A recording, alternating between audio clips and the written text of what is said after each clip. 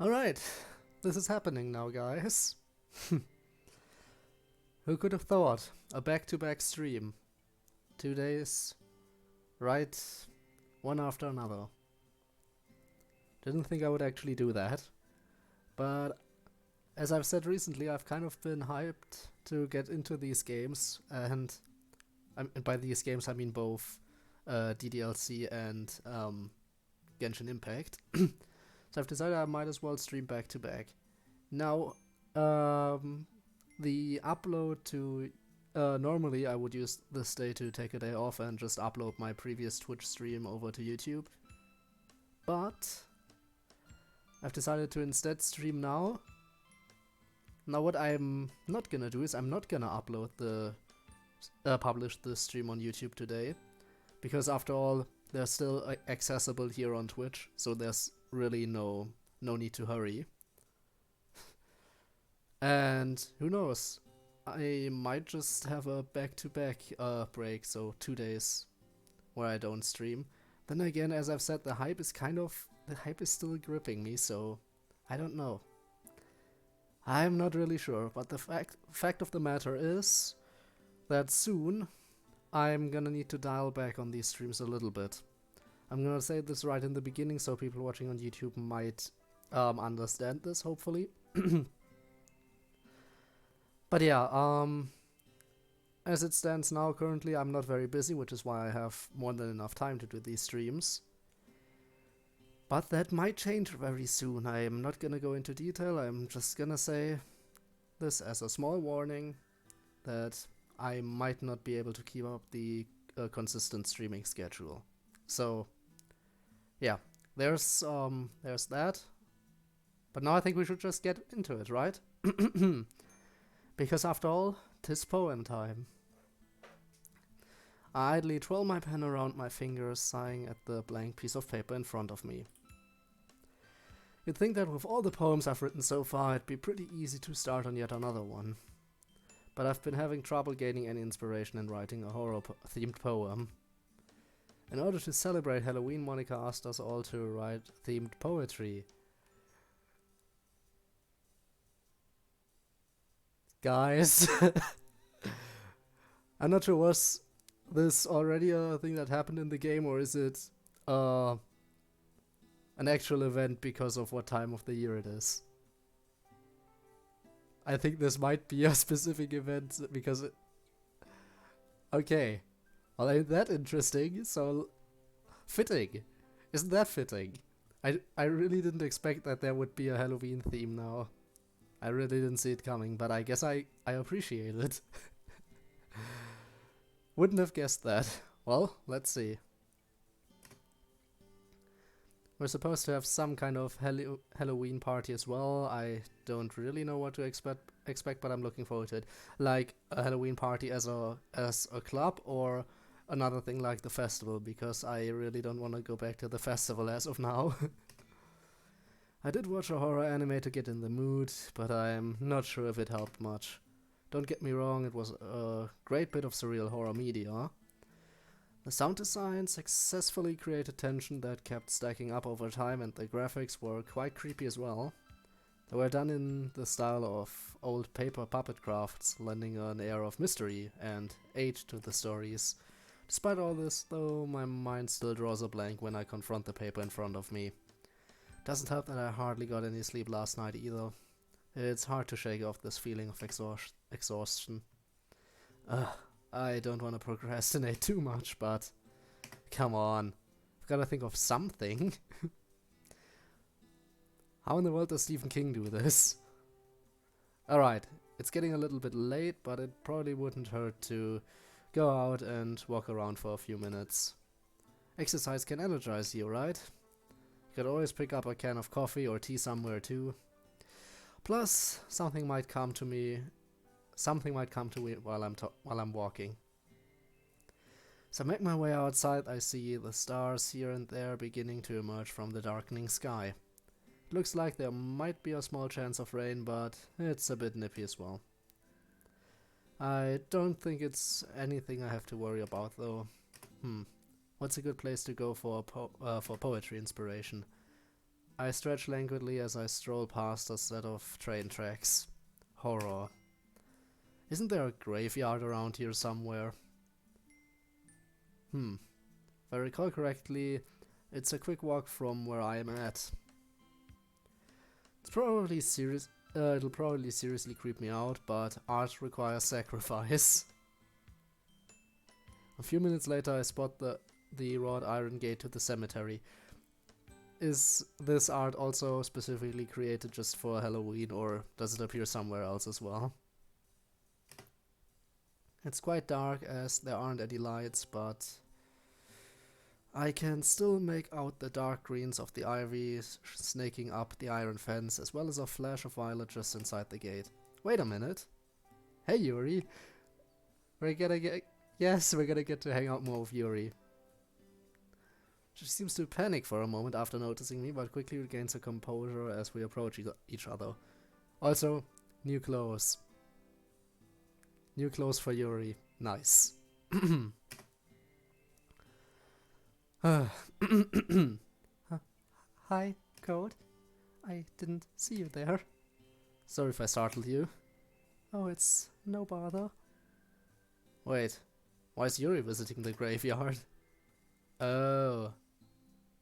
Hey Yuri, were you trying to find inspiration for your Halloween poem too? She glances around for a minute as if processing my question. Oh, yes, that's right. I am assuming you were doing the same? Yep. Guess great minds think alike. Yuri gives a light chuckle at that. I was thinking of getting something to drink too. Wanna come with me? Well, it's getting a bit late.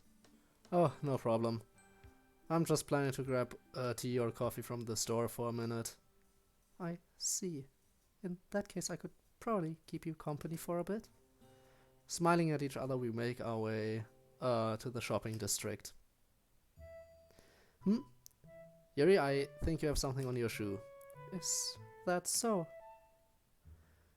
We slow to a stop as she bends down to pick something off her shoe. Huh? Is that a rose petal? Where did that come from?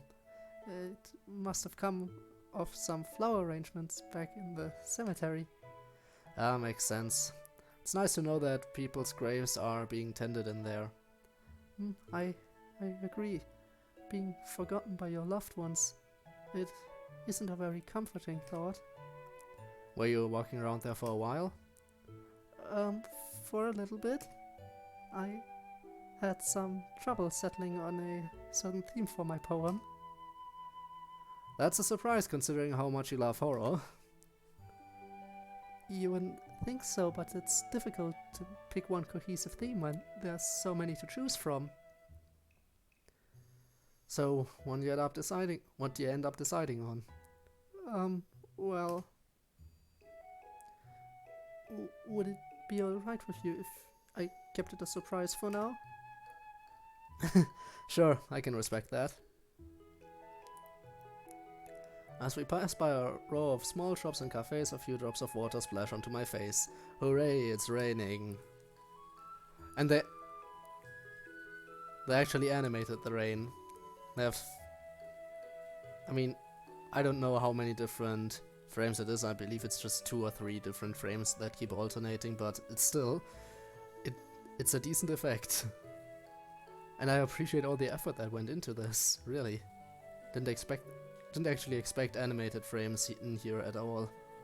Well, I guess the original game had some animated scenes, like with the overlaid effects that were supposed to, you know, the glitchy effects. Oh well, the droplets soon increase in size and frequency, and before we know it, we're caught in a downpour. Should have brought an umbrella after all. Do you wanna head inside somewhere? Yes, please. We jog up to a convenience store, the cold rainwater splashing up at our ankles as we slosh through puddles. The entrance under the awning is thankfully dry, the yellowed light inside comforting in the night. Pushing the door open, we're met with a small tinkling of a bell. Let's see, where's the drink section? Oh, I think I see it in the back. I follow Yuri to a drinks cooler filled with colorful array of bottles and cans. What are you in the mood for? She pops open the door and grabs a bottle of green tea. Well, I usually prefer my tea freshly made. The occasional chilled bottle of tea is a nice change of pace. Yeah, that does kinda change the taste when it's hot versus when it's cold. The iciness of cold tea can give it a certain sweetness. We continue our conversation as we take our drinks to the register. It doesn't seem like the rain's letting up. We'd probably get soaked if we were to go out now. But we should really be getting back. Over on the other side of the store, I spot a stand carrying a few umbrellas. How about we buy an umbrella then? It'd definitely beat getting sick while trying to get back home. I suppose we can do that. Stepping away from the counter, I grab a plain black umbrella as Yuri grabs a striped one. Whoa, what are you doing? Buying an umbrella? We're gonna share one, right? Yeah. I'm just gonna share one. It'd save us some money. Are you sure? I wouldn't want to be a bother. It'd be unfair to ask you to pay for it too. Don't worry about it. I've been needing a new one anyway. There's no reason for us to buy two when just one will work. That's true. Alright, thank you for being so considerate. She fidgets with her hair as she says that, a blush creeping across her cheeks. Man, shy girls are seriously cute. Now I'm wondering, this whole Halloween theme seems to fit Yuri especially well, but if we had spent our free time with a different character, would we have gotten a separate Halloween event for them too? Or is this just specifically for Yuri? I'm kind of curious, but then again, I suppose we'll find out eventually. That is, if this event does still occur by the time I get to the other characters. No problem. It's still raining pretty hard. I believe that the bus should be here in a minute. Don't you usually walk around town? Well, yes, but the weather. Alright, let's head to the stop so we don't miss it then. After unfolding the umbrella, I wait for Yuri to join me under it. She's not coming closer though, instead electing to stand still, staring at her feet. Is something wrong? No, I'm fine. She inches toward me until there's only a few inches between us. Let's go.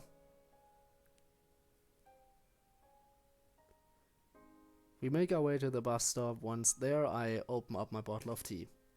It's probably not the best weather to drink ice cold tea, but I already bought it. Hey Yuri. Yes? I meant to ask you earlier, but how did you learn to make tea? It's not such an interesting story. Come on. I want to get to know you better. And given that tea is such an integral part of your character, I feel like I should know more about what it means to you. An integral part of my character? I mean, you are passionate about tea, aren't you? I suppose so. But I do have other interests too, you know. Yeah, I was just joking. I guess it wasn't a very good joke. No, you're fine. I'm just not very good with humor. Yuri sighs, looking up into the sky. My mother was the one who taught me how to make tea. Ah, that makes sense. She was the one who helped teach you how to cook after all. Yes, that's right. I believe I was just about to finish primary school when I first tried to make tea. Of course, I didn't go about making it all at once, but over time she allowed me to do it more and more. She taught me how to prepare tea in all manner of ways, from Western to Eastern styles. You'd be surprised how many different infusers, strainers and teapots she owned. Sounds like it's a major hobby for her. Definitely was. My mother even eventually taught me how to properly perform a tea ceremony. Dang, seriously? Why aren't you in the club for that then? Also, considering the way she talks about her mother, I still kind of believe that she might be, gone. For good. But, oh well. It's not like I know for sure. Maybe we're gonna get confirmation at some point, maybe not. I don't know, I was just always intimidated by the idea of actually performing it in front of other people. There are so many ways you can mess it up. But you always seem really graceful to me. Well, I'm glad you didn't join the tea ceremony club though, because otherwise I wouldn't have met you. I'm glad too. She blushes and looks down again, smiling at her shoes. I am not as graceful as you may think though. I kinda find that hard to believe. You just haven't seen me make many mistakes yet. There was one time I wasn't careful enough when handling the hot tea kettle one day and nearly spilled it onto myself. My mother realized what was happening and put her hand over the spout to keep it from burning me. But because of that, she ended up with burns on her hand. For a while, I just felt so awful for allowing my ineptitude to hurt my mother. I didn't touch the tea kettle again for quite a while.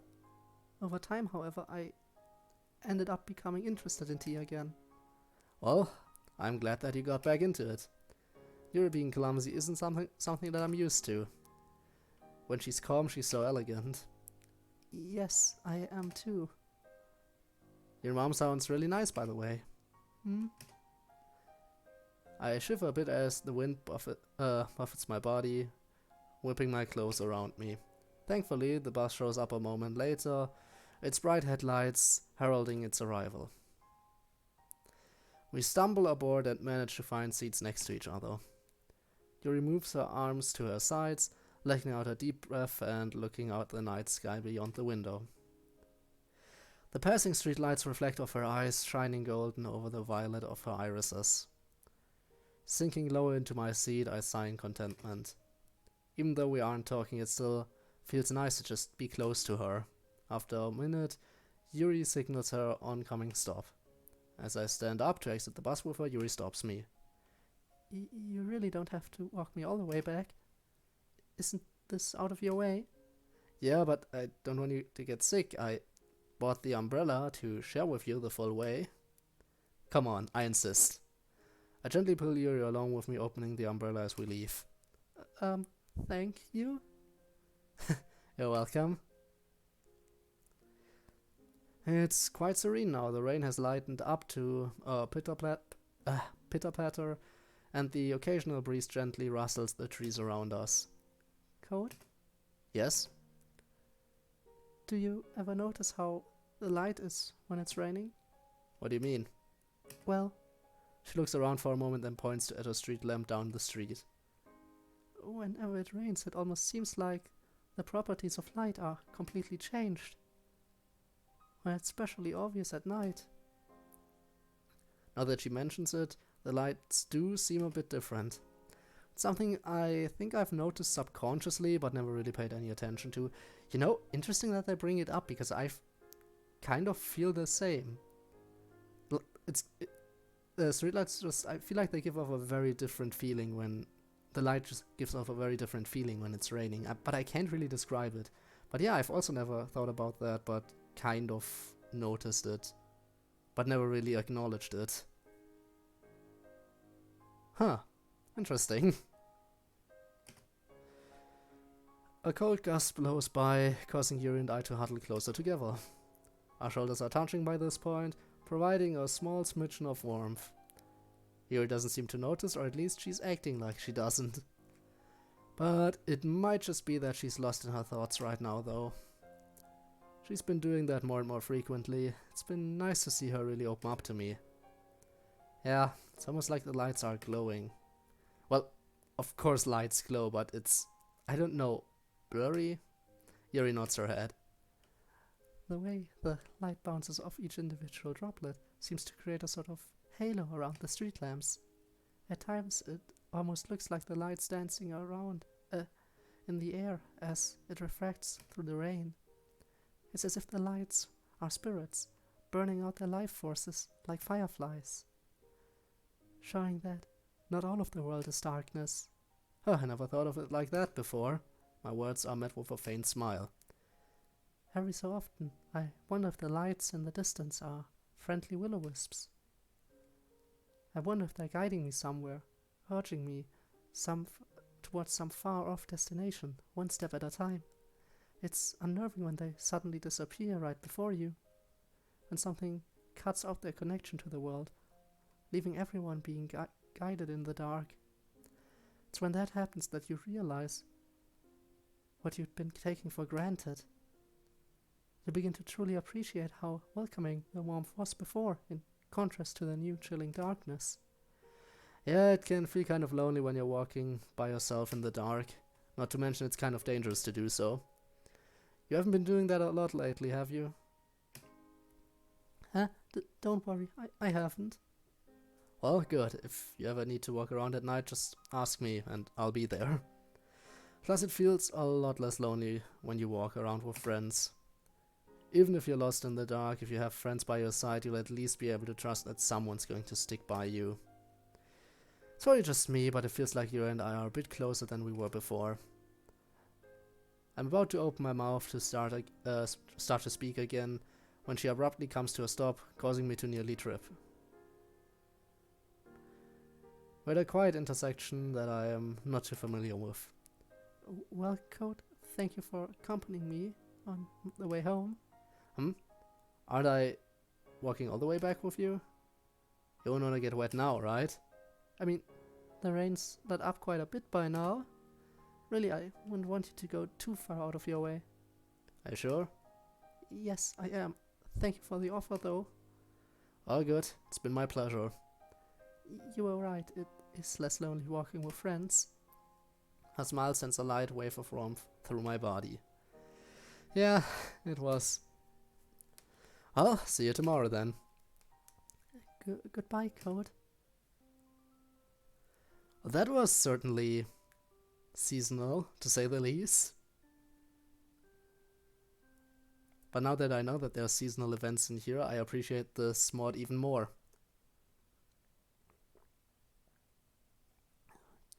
Unless this was just scripted and wasn't a seasonal event, which is still pretty possible.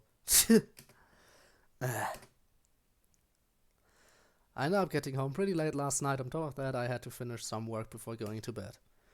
So this makes it 2 nights in a row that I didn't get enough sleep. My head feels fuzzy and warm and I'm having a hard time finding the energy to get up.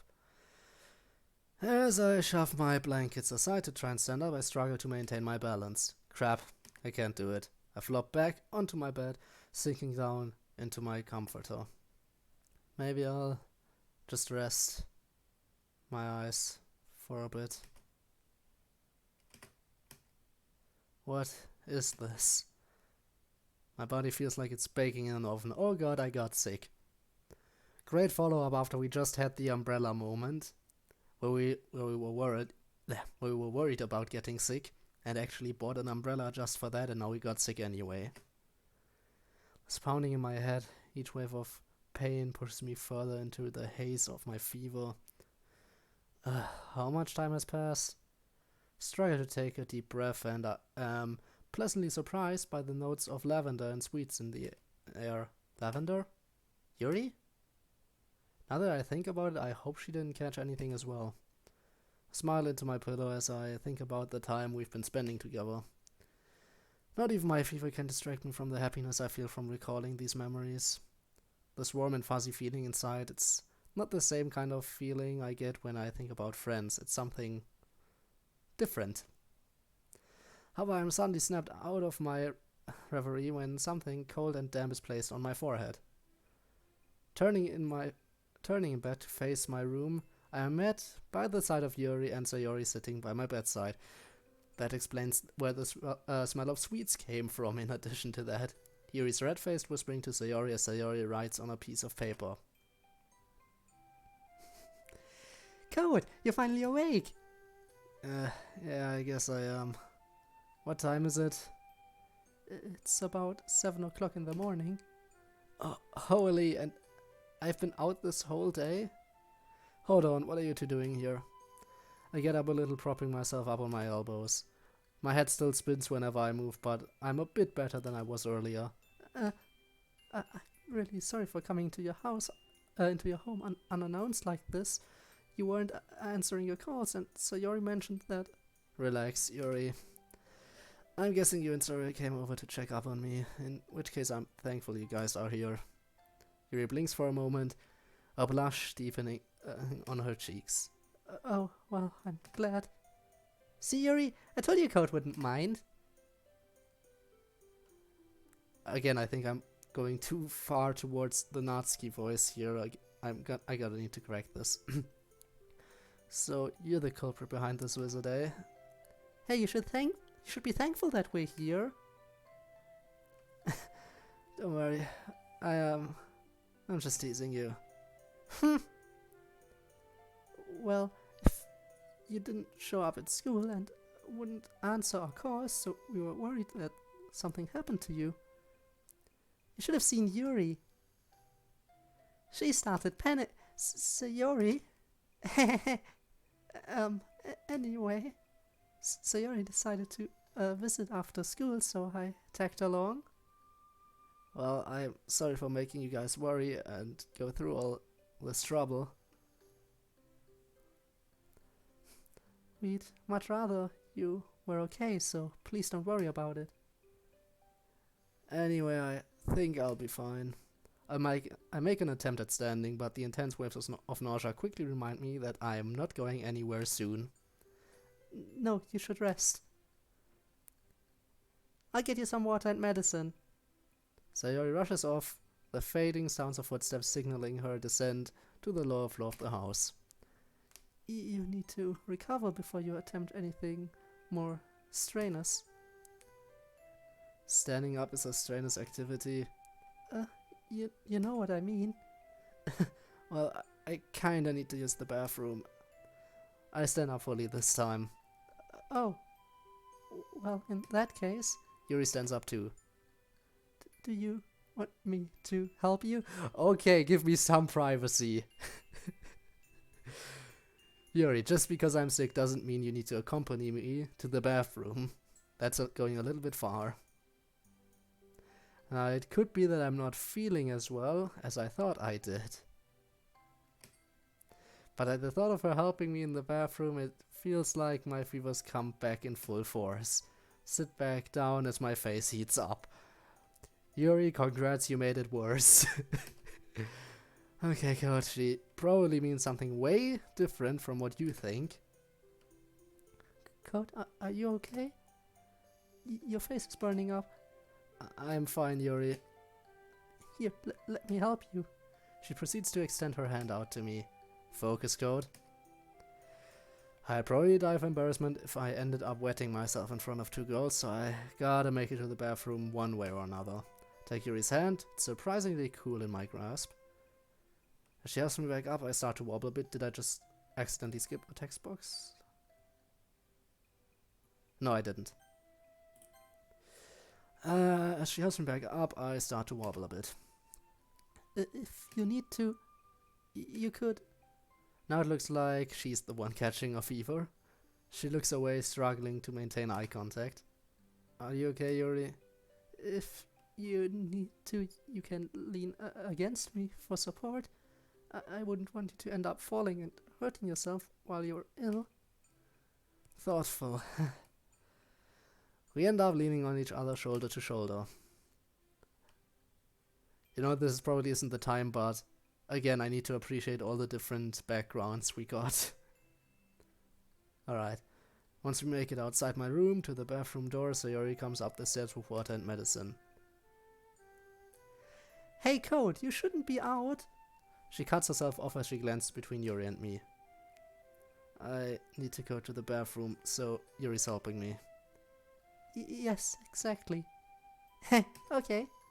Well, I'll put the stuff next to your bed then. And with that, she heads into my room. Alright, I'll be fine here, Yuri. Okay, I'll be heading back into your room then. If you don't mind, just call me when you're finished. Oh, that was quick. The quickest visit to the bathroom ever, like. Done. That was it.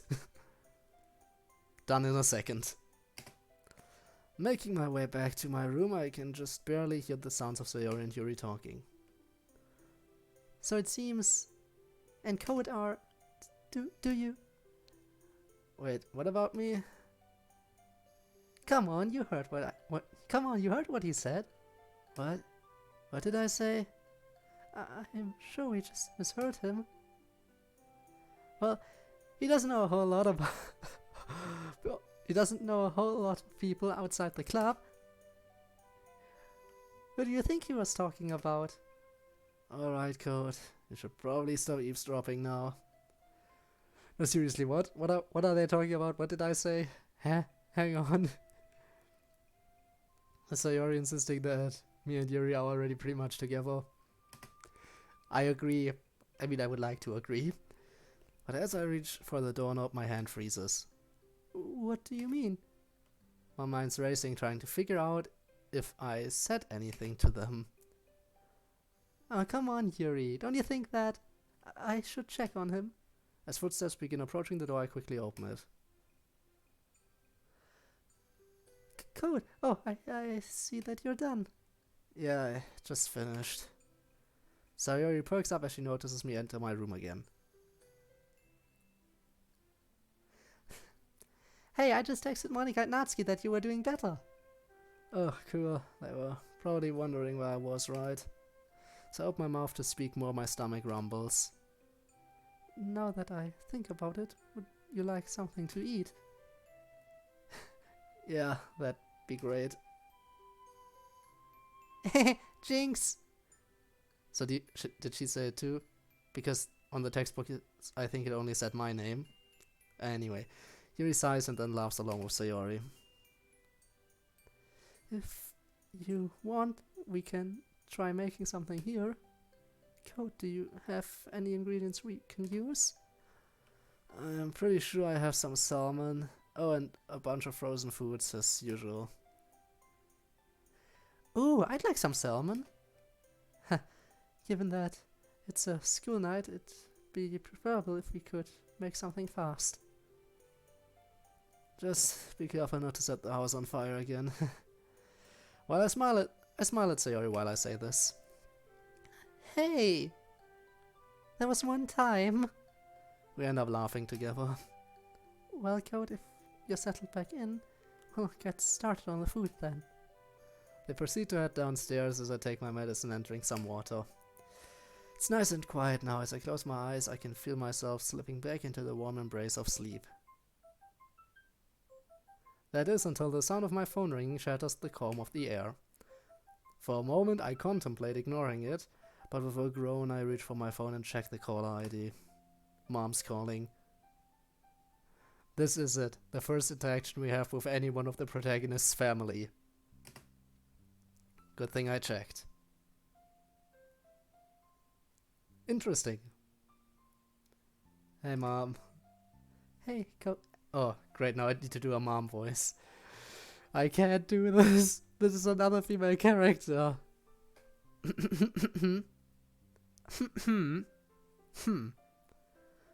No. Hang on a moment. First, help my vocal cords a bit.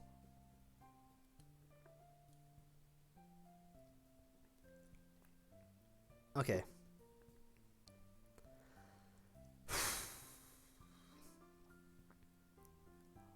How do I do this? Should I just be casual since it's... No, come on, think of something. You can't do a voice here. Why is it so difficult to do something here? Hey. No, that's gotta be annoying. What would this sound like?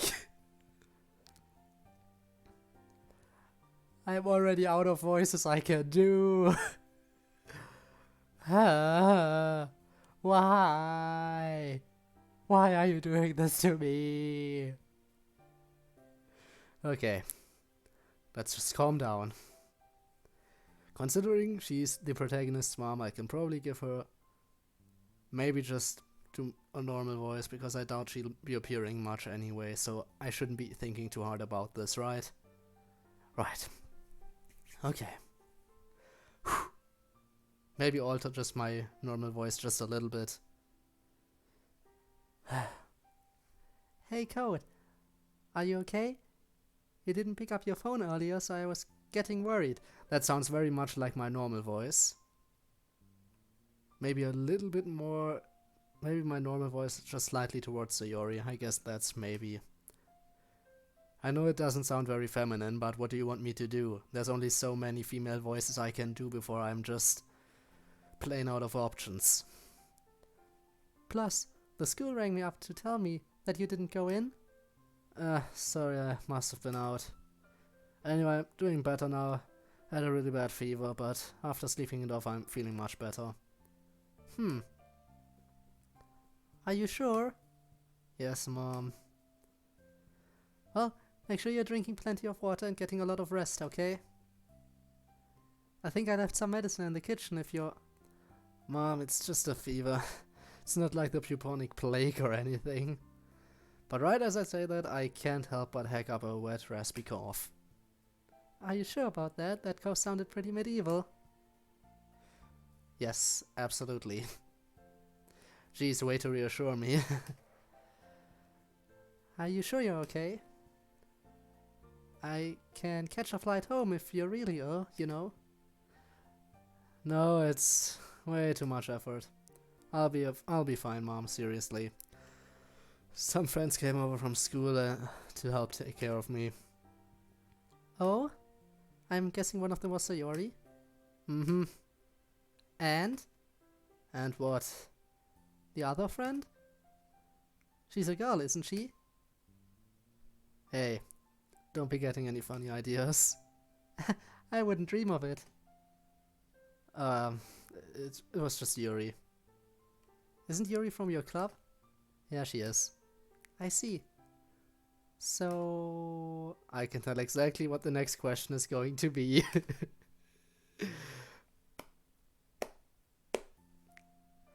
I mean, that's just the basic question parents always ask, isn't it? I can say that from experience. The moment you know anyone of the opposite gender, that question is sure to come up. How close are you and Yuri? I called it. What do you mean? You know. Do you like her? You two seem to be close if she's concerned enough to check on you along with Sayori. Or is Sayori the one you like? Mom!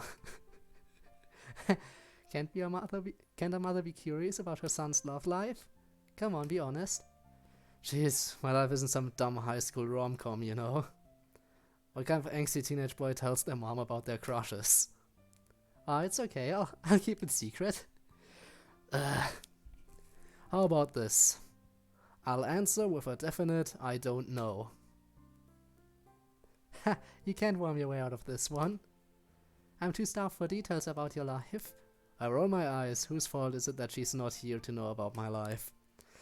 Almost immediately after thinking that, I am hit by a pang of guilt. She's not working away from home because she wants to. She's doing it so she can support me and maintain our quality of life. So, do you not know? Or do you know, but just not want to say it? It might just be my guilt making me do this, but you know what? I'm gonna open up to her. It's hard to describe. So you like Sayori then? Honestly, I don't think I've ever thought of her like that. Sayori and I have been friends for so long that it's hard to imagine us being a couple. I don't know, I think I'm just too used to thinking of her as my best friend. Aw. I think you two would make a nice couple. Mom! If it's not her, then is it the other girl? Yuri? Yeah, tell me a bit about her. Well, Yuri is super smart, but kinda shy. She loves literature and can always provide deep insight into whatever we read. Oh, and she's also really mysterious. Sometimes I feel like I know her, but then I find out something new and surprising about her that I never expected. Definitely sounds like you like her. Wait, how do you know? It's the way you talk about her. I can see you, but the tone of your voice makes it seem like that's the case. Or it could just be your mother's intuition. At any rate, from what you described, she seems like a nice girl. Well, I think that the sound of footsteps outside my door interrupts the train of thought. This is not a conversation I feel comfortable having in front of the girls now. Hey Mom, I've got to go now. There's a knock on the door. Alright then. But you're not off the hook for this conversation. You better believe we'll be continuing this next time I call. Okay, got it. I'll call the school to let them know you're not feeling well. Love you, Code. Thanks, and love you too. I hang up the phone and toss it aside. Come in. Code, are you feeling better? Yuri's holding a plate of freshly cooked dumplings. I can see the steam still wafting off them. Hey Yuri, thanks for cooking. And you made my favorite dumplings too. It was nothing. I remember what you said about them, so when I saw the bag in the freezer, I kind of had to make them. That's really thoughtful of you. Thanks again. Wait, is Sayori cooking downstairs by herself? I came up here to bring you your food. Don't worry, she's just making sure that they don't... Yuri, can... no, sorry. Yuri, can you hurry downstairs? I'll leave your food here for now. Coming, Sayori. Yuri sets down the dumplings next to me along with a set of chopsticks. There's about 12 of them, all neatly lined up. Turning one over, I can see that the bottom is perfectly crispy golden brown. I don't want the dumplings to go cold now, but I'd much rather eat with everyone. Sayori? I'm sorry! Is something burning again? Probably. Turn off the stove. Okay. I try to yell from my bed. Is everything alright? Yes. Do you want to eat together upstairs? Sounds like something is being sprayed downstairs. Maybe later. You can go ahead and eat now. Don't wait up for us. I sigh. I'm torn between panicking and laughing. Granted, they're going through all this trouble for me. Although it won't mean much if the house is burnt down, but it's the thought that counts. Anyway, I haven't smelled any smoke yet, so I'm probably good. I think. After about 5 minutes, I hear 2 sets of footsteps coming upstairs. Hi, Code. Yeah? We kinda, sort of, you know. We burned some of the dumplings. Plus, there's fire extinguisher foam everywhere. Yeah, I kinda figured that out. I'm so sorry. Hey, you guys are only here to take care of me. So long as you two don't get hurt and the house doesn't burn down, it's okay. They glance at each other and sigh. Thank you for understanding. Yeah, thanks. Sayori glances at my plate. Wait, why didn't you eat your food? I figured it'd only be an extra few minutes to wait for both of you. I can make something else after Sayori and I clean up. But they're probably cold by now. Now that you mention it, you're right. Hey Yuri. Yes? Could you warm these up and bring them back to my room along with a few more plates and forks? Of course, but... Don't tell me you want to share your food. Yep, that's right. The girls pause for a moment. But you're sick. Relax, I haven't touched the dumplings at all. We can share them to tide us over for now, and I can order some pizza in the meantime. Are you sure? Positive. It's at this moment that Sayori's stomach starts rumbling. Besides, it's getting late and you all need to head back home soon. Yuri looks over at Sayori as if waiting to take a cue from her. Thankfully, Sayori's never had any hang-ups over accepting food from me. Sounds good to me. Thanks, Code. In that case, I'll be in your care. No need to be so formal, Yuri. What I mean to say is, thank you for the offer. She snatches the platter of food and hurries downstairs as if running away. Now that that's dealt with, it's time to order the pizza. I won't break my food budget so long as I don't do it too often. Yuri comes back up with the warmed up dumplings. Alright, here are the dumplings. She hands them out, each on four on each platter. 4 on each plate. There. Hey Sayori? Yeah? Before I forget to ask, would it be alright if you picked up my schoolwork tomorrow? You could probably ask Shiori, she's bound to have all my missing work. Yeah, I can do that.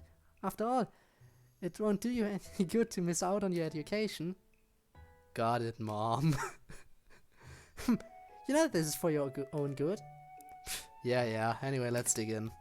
Sweet, our conversation ends up turning towards the club. By the way, is everyone done writing their poems for Halloween? I'm still thinking about mine, but I want to keep it a secret for now. My poem's first draft is actually finished already. Ooh, what's it about? I'd like to keep it a secret until Halloween too. We wouldn't want the suspense to be ruined after all. That's true. We should probably all keep our lips sealed about them till then.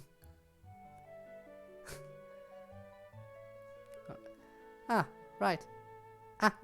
I'm just curious though. Thank you for your message right now. I really didn't need that. Now shut up.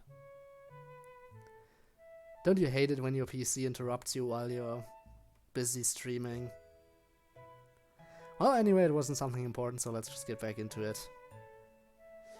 Knowing Yuri, her poem will probably be pretty solid, but I wonder what Sayori's gonna write about. I imagine that you weren't able to write yours yet due to your illness. Yeah, you got me there. How do you get sick anyway? You never get sick. Not even when we were kids. That's probably because I was walking around in the rain last night. Huh? But wasn't it pouring down pretty hard? What were you doing out in the rain? Honestly, I don't even remember why. Code? To be fair, if he hadn't happened upon me, he might not have been out for so long. So, really, I'm to blame for Code's illness. Come on, Yuri. I was just wandering around outside. Even without you at first anyway. So, you two were together last night then? Sorry, wrong voice. Oh, so you two were together last night then? Oh, that's right, we were both looking for inspiration for our poems. Great minds think alike, right, Yuri? I suppose so. Oh, I guess you guys found your inspiration together then, right? Well, not yet, for me at least. Maybe I'll need another late night walk with Yuri to finish up the poem. If you ever need it, I'd be happy to accompany you for another walk.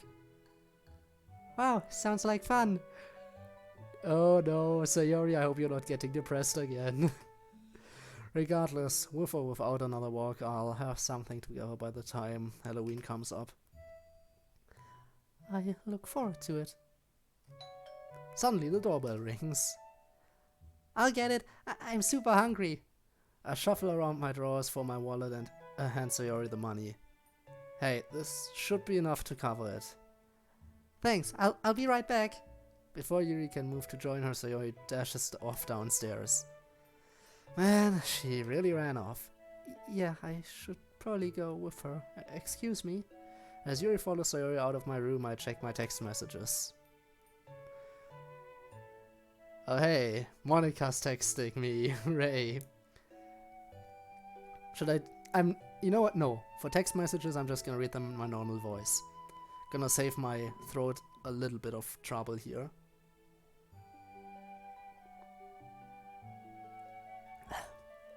There we go. Because my throat's already dying enough as it is already. Hey Kat, how are you feeling? Are you okay? I got your number from Sayori and was wondering if anything happened. Hey! I wasn't feeling well, so I ended up sleeping the day away. Lol. I won't be back to the club for a few days, but should be fine by Halloween. After a moment, she gets back to me. Glad that you'll be better by Halloween. Wouldn't want you to miss it. I hope you feel better soon.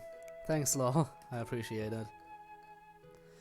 As I finish tapping away at my phone, the girls re-enter my room with the pizzas. What toppings did you order? Just normal peas. Peas. When you read ahead and just combine the ingredients, wouldn't you like a nice peas pizza? Cheese and pepperoni pizzas. Siri's stomach approves of the choices. Well, let's eat. Thanks for the meal. Yeah, what Yuri said. The conversation peters out as we munch on the gooey slices of pizza, but it eventually crops back up again. Anyway, Sayori, I'm curious about something. She looks up at me curiously with a mouthful of cheese pizza. Exactly how did you manage to burn the dumplings again? Both her and Yuri come close to joking. I'm not mad, alright? Just curious. Well, if you promise not to get mad. Yuri told me to keep an eye on the food before she went upstairs, so I was standing there, watching the dumplings, and I kept watching them, just like Yuri said. But then they started smoking. Sayori. Hey, I'm not dumb, okay? They look perfectly normal to me.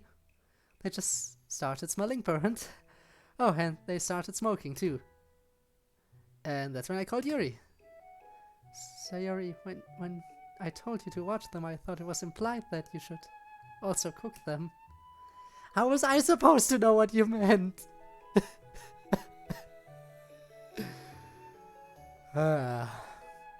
You know, I've been giving Sayori some slack by saying that she's my least favorite out of all of them. But she's still extremely great, like seriously. In any other, if not for the other girls, then I would have absolutely no doubt that I would enjoy spending my time with her. But in my opinion, the others are just even better. Not to say that Sayori is bad, as I've said multiple times. I wasn't the one who read the instructions on the bag. Isn't it common sense to move frying food around in the pan so it doesn't stick to the bottom? I look over at me as if to use my culinary knowledge as some sort of common sense tiebreaker. No other choice but to shrug at them, I guess. Anyway, I told Sayori to turn off the stove when I saw what was happening. Yeah, so I tried to turn off the stove, but I ended up turning the heat up all the way by accident since I was panicking. And then it started to burn even more. So then I tried to scrape the dumplings off the bottom of the pan, but the bottom layer of the dumpling skin was super hard to get off. And while I was doing that, I kind of did the same thing that I did the other time, and some pieces of dumpling skin accidentally flew into the burner. That's when it actually started catching on fire. Yep, but luckily I remembered how you put out the fire at my house with a fire extinguisher under the sink.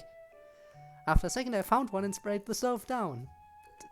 Don't worry, the kitchen's all cleaned up now. Well, we still need to do the dishes, but the stove's all cleaned up. Man, I am torn between being glad I missed it and being sad that I didn't see it for myself. A wave of exhaustion hits me as I let out a yawn. Guess just hearing about all your shenanigans has made me tired, though. Given that everyone's finished eating at this point, we could let you have some rest for the night. Yeah, if you're feeling better, I can head home. I'll stop by tomorrow to check on you again. Thanks for taking care of me, guys. By the way, I'll take care of the dishes later. You all are probably tired as well. It's okay, but but are you sure you don't want us to wash the dishes? It's alright. If you could put the leftover pizza in the fridge, that'd be great, though. Alright, I suppose that it's getting late. I'll see you later, Code. See ya, Sayori. Sayori smiles, yawns, grabs her stuff and the pizza and leaves. And Shadowhouse, hi! Welcome to the stream. How are you doing? Well, I'll bring you something to eat tomorrow. Holy crap, what are you playing? A modded version of Doki Doki Literature Club. And yes, I'm in constant emotional pain because I'm picking a mainly text-based game where most of the cast is female. So I need to do a whole lot of female voices, but I can't do a lot of female voices. I can't even do one cohesive female voice that doesn't sound horrible. So yeah, I'm cringing at myself the entire time, but I'm still enjoying it. In case, have you ever played, do you know about Doki Doki Literature Club? Because I feel like that game is something you would enjoy blind most of all. And it's free on Steam. So, there's that. If that's alright, that is. That'd be great, Yuri, thank you. First time seeing the game, alright. I can tell you it's great, it's great. It's, I mean, I'm playing a modded version that kind of expands on the game a bit more, since the first game... I'm not gonna spoil anything in case you do want to check out the original game, but the first game has a pretty abrupt ending. And yeah. But this is definitely something else. Also, I figured out today that apparently they have some sort of Halloween event, because they're talking about Halloween stuff at some points. So I am even more interested now in seeing what else we're gonna see here. And how much more embarrassment I can take. And thanks for taking care of me. I know I said this before, but I really appreciate it. If you need anything else, please be sure to call or message me and I'll be over as soon as possible. I nod, waving her goodbye. Well, thank you. I appreciate that someone digs the voice, because for me it's just embarrassing. But Yuri's voice is one of the easier ones for me to do. At least that's one I can kind of stick to. She grabs her stuff and heads to the door, closing it behind her with a soft click. I close my eyes. That was a surprisingly fun day. Well, aside from the part where my house almost burnt down and how I struggled to even make it to the bathroom. But other than that, I don't know how I would have managed without the girls. On another note, I'm getting along with Yuri quite well now. It's only been a month or so since I joined the club and met her. Now, it'd be hard to think about not spending time with her after school. She's a shy girl though, so I don't want to rush things. The last thing I need to do is try and move too fast and just ruin everything. I'm also glad that I'm getting to spend more time with Sayori as well. We've really reconnected since we ended up drifting apart. Maybe I should get sick more often.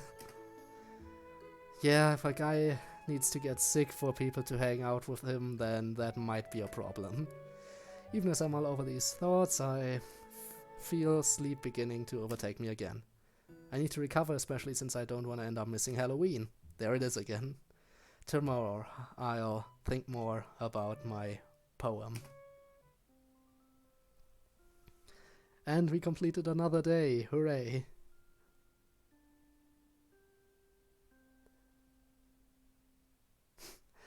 Yeah, I mean, yeah, it is kind of anime-based. I mean, it's a visual novel. Most of them are. I don't remember that OST. Well, seems Halloween-y, kind of. That refreshing crispness in the air, the vibrant flurry of reds and oranges and yellows gently smiling down from the treetops. It's definitely autumn. And with autumn comes Halloween. While I'm not into horror as much as someone like Yuri, I've always enjoyed Halloween. It gives a good excuse to indulge in all things horror, not to mention prank friends and enemies. My Ansari and I used to go all out on each other when it came to Halloween pranks. Speaking of, she's late, as usual. Sayori, there you are. Hurry up or we'll miss out on all the fun. They even have costumes. Well, that's interesting. I'm running as fast as I can. I took a little nap after school, so I was putting on my costume. A little nap, huh? Something tells me that this nap was more than just a cat nap. Well, you still look pretty nice at least. Cowgirl, huh? Liking the Halloween twist on it. Has a really cool vibe to it. You look great as well, Code. I haven't seen you in costume for ages. What am I wearing? What's my costume? It really brings back memories. Ah, thanks, yeah. Can you believe that I actually put effort into this?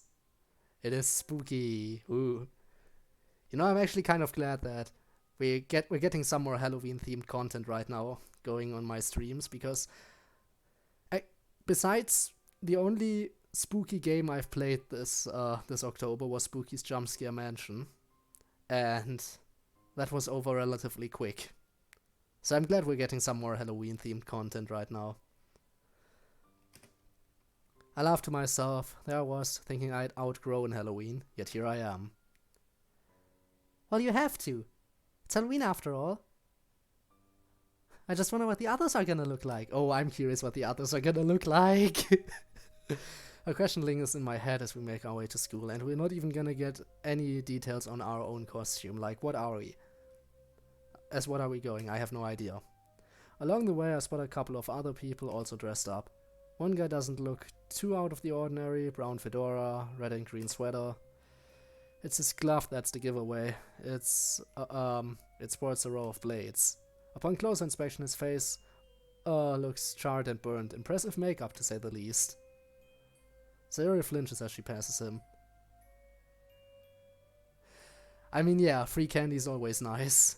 Frankly, about Halloween, I mean, you need to get the spooky content in when it's the season, but as for Halloween itself, I've actually not participated in it for a long time either. I mean, yeah, it's always nice to get into spooky games, but as for actually going outside or even just putting on a costume or anything, that's kind of been a long time for me. Which is actually kind of sad, because I know that when I was younger I used to enjoy this. Then again, when you're younger you enjoy a lot of things that you kind of outgrow, sadly. Ah, I don't like the look of that guy. I bet he'll give me nightmares. Whether that was an intentional pun or not is up for debate. Oh, look at them, Code. Can't help but grin as I see what Sayori's pointing to. A group effort, with one person in a brown Great Dane dog onesie. Next to him stands a nervous-looking guy with shaggy brown hair, while a confident-looking blonde man leads the pack, accompanied by two women. Well, also with shaggy brown hair. They're just not even trying to be subtle about what group of people we're looking at here.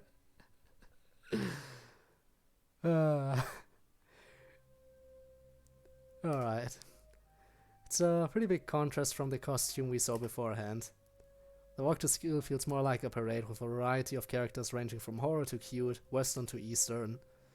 A creepy-looking pale girl with jet black hair covering her face ambles past us without a word. Sayori clings to me. Why do people dress up so scarily? Well, it is Halloween. I know. It's just that some of these costumes and the makeup are so convincing. I squeeze her hand gently. Sayori, they're just people having fun.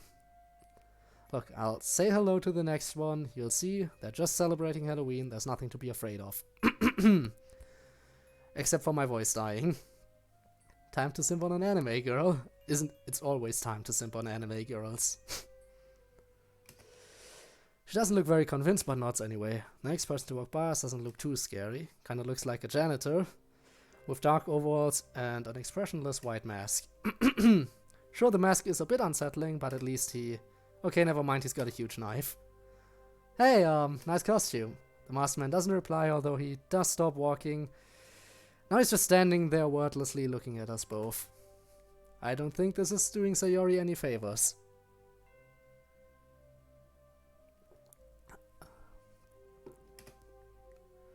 You, on your way to a party? No response. He tilts his head as he has his fingers fiddle with the hilt of the knife. Well, so he tugs on my sleeve as the man carries on walking. Maybe he was a mime. Sure, let's go with that. The school grounds look completely different at night. With the lights out and the usual noises absent, the whole building has a totally different vibe. Can't help but shiver slightly as we draw closer. It's crazy how the hustle and bustle of the place really brings it to life. With all that gone, the sleeping school looks like the typical haunted buildings you see in horror movies. The windows, devoid of any light, are sinister and uninviting. The faint light of the moon basks the ground in eternal glow. Either way, we must be the only students who are breaking into school to celebrate Halloween. Hardly the most wild of places to break into, but the sight in front of me confirms that it's perfect for the festivity. Code? Don't tell me you're scared, Sayori. Hey, you are too. I would pee my pants if I would see a creepy place. Well, I mean, depends on how creepy. Let's just be honest. An empty building in the middle of the night while everyone was walking around in costumes, I guess it's fine. It really depends on where you are. Like, if it's in a forest in the middle of the night, then we're talking about getting scared.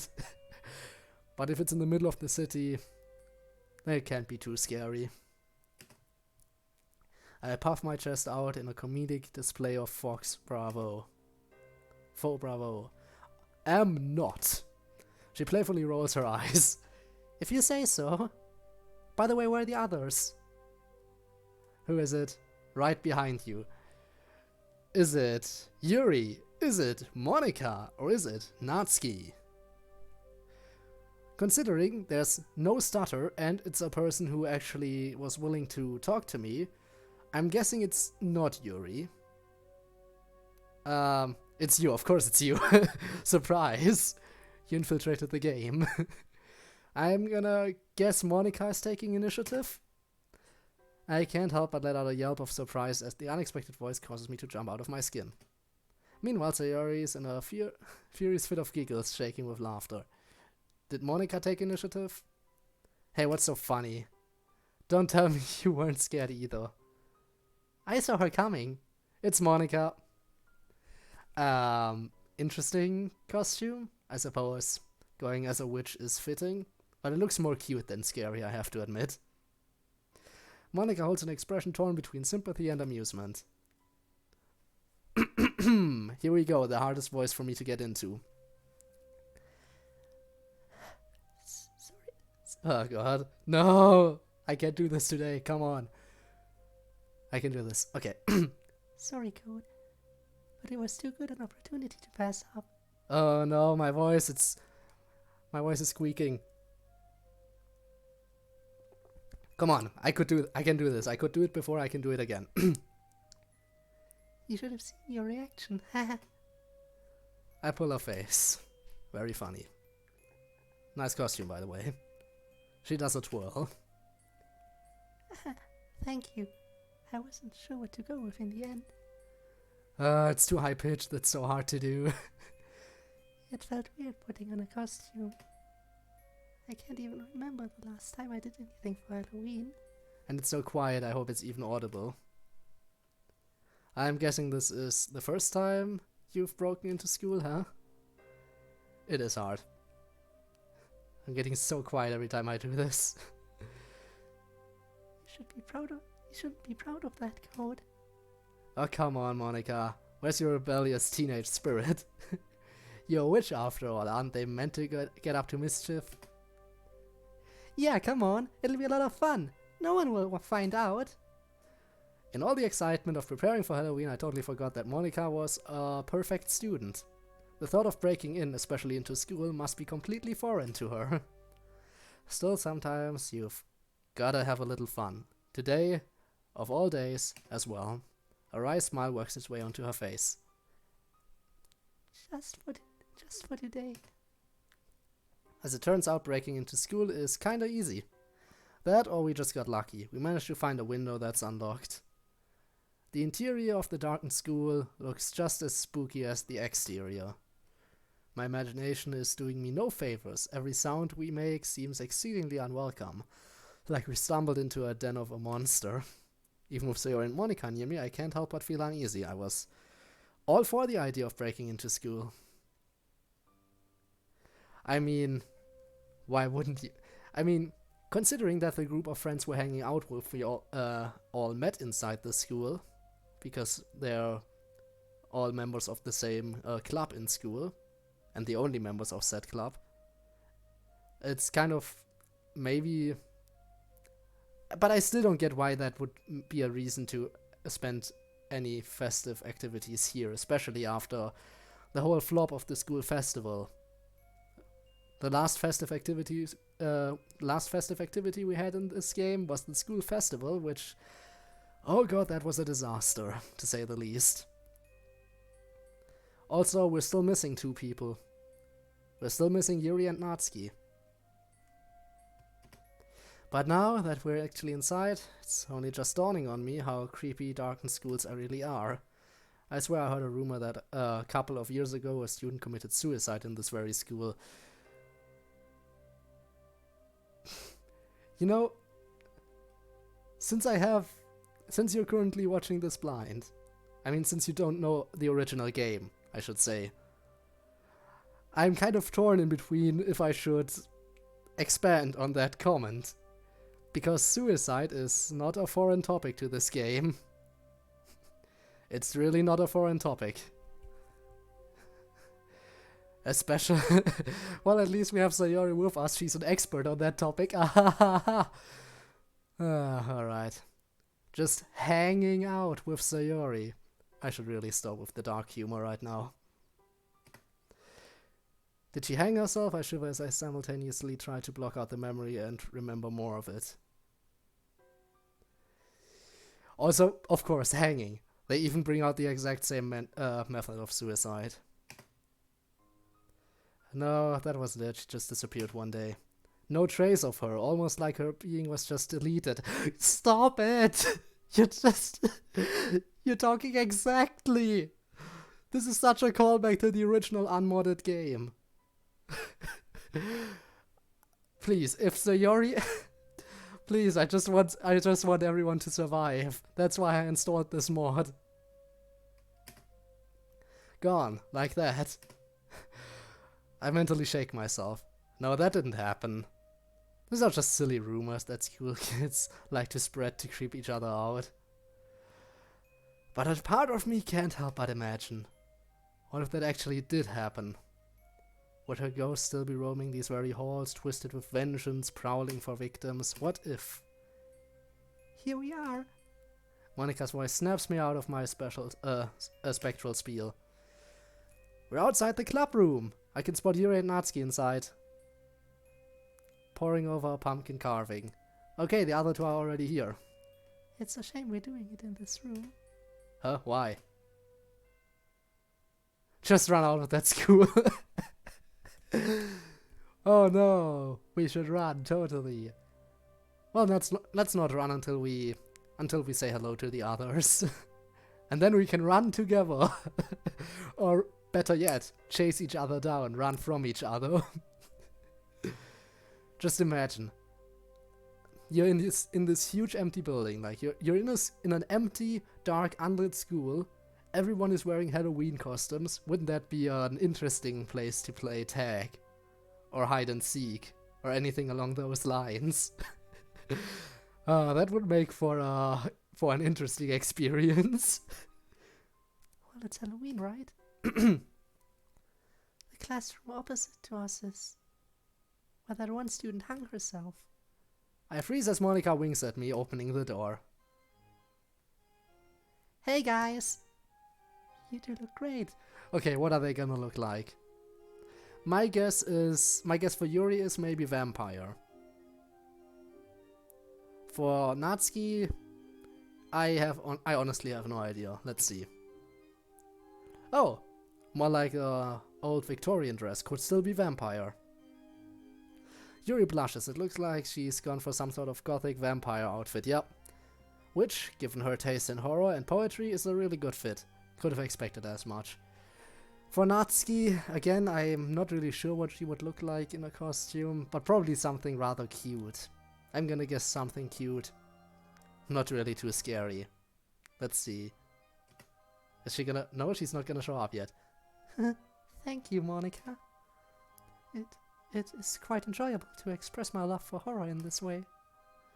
Poems are, of course, gratifying to write, but this makes a nice change. Sayori wanders over, trying to figure out what Yuri is meant to be. Are you, a vampire? Yes, a gothic one, in the vein of Anne Rice's vampires. Reese? Rice? Reese? Rice, of course. The food. No, probably Reese.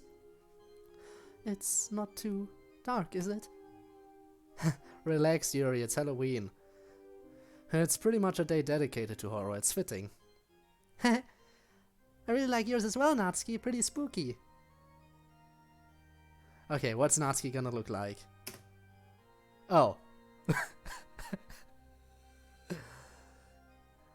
Oh, that should be your name for today. So, she's going with skeleton. Oh my god, I just realized how fitting that is. She's malnourished, and she's going for the nothing but bones look. It actually fits, and it's kind of sad.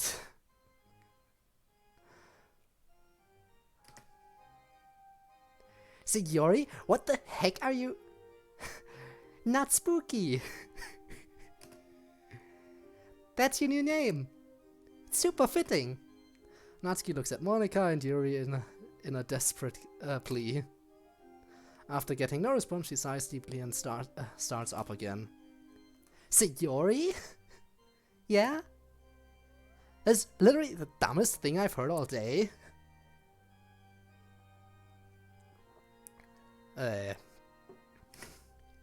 Everyone but Sayori breaks out into laughter. Hey, that's super mean. She is kind of cute. Gotta be honest, she was my second choice. Like, as for who I would hang out with, it was between her. Yuri was my first choice, but Natsuki is my second choice, pretty much. Once I have eventually completed the Yuri route, I'm gonna try to go for Natsuki. So yeah, we're gonna see more of her in the future, I hope. Unless, of course, I don't know, something happens and I stop streaming this game for whatever reason. But right now, the hype is still here, so let's keep going. Sorry, but it's the truth. But it's cute. Cute? I'm a skeleton? How in the world is that cute? Everyone thinks you're cute, Natsuki. Just give up already. I've gotten confirmation from the characters in-game, from myself, from the comment section. I mean, from live chat. But probably once this is uploaded, also from the comment section. No doubt about it. Everyone's gonna confirm that you are indeed cute. It's Halloween? This is supposed to be like the opposite of cute? Well, I won't lie, that's a pretty fitting name. Not spooky. She grins. Sorry. Oh, come on! Yuri could have come up with a better nickname. Yuri? You're putting me on the spot here, Natsuki. To her credit, at least she didn't call her not spooky. Code? Sorry, I really can't deny your moment of glory. Fine, but only if I get to give her a dumb nickname too. She's an adorable little badass. An adorable little malnourished badass. Well, Sayori, what exactly are you? A cowgirl, right? Sorry, tips her head and adopts a southern cowboy drawl. It's high noon. Oh no! How can I?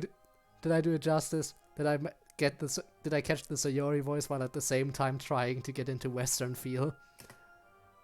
Well, not a very good one. Okay, it's fine if I did horribly. It was not supposed to be good. There's silence for a moment. If you listen closely, you can almost hear the tumbleweed going by. Fitting for a cowboy, at least. Sayori? It's midnight. True, high noon. Yeah, of course, during midnight. Sure. Well, I guess it's still 12 o'clock. If you're thinking about it that way.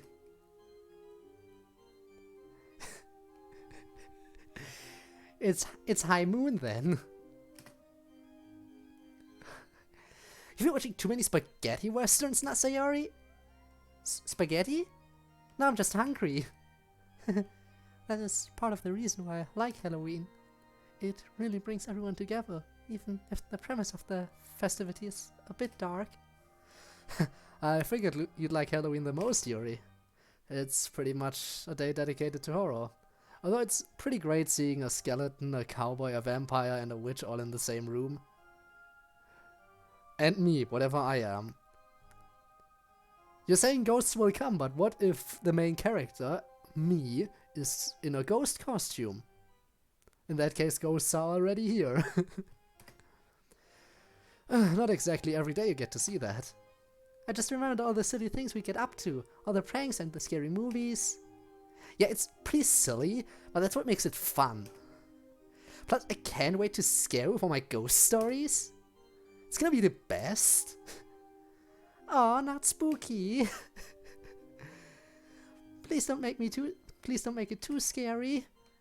We already passed a bunch of people in terrifying outfits on the way here. This horrible guy with a glove made of knives. Yuri smiles softly. No surprise she recognizes the character. You won't sleep well tonight, will you, Sayori? Sorry, Sayori. Can't make any promises. We all share a collective laugh as Sayori pouts.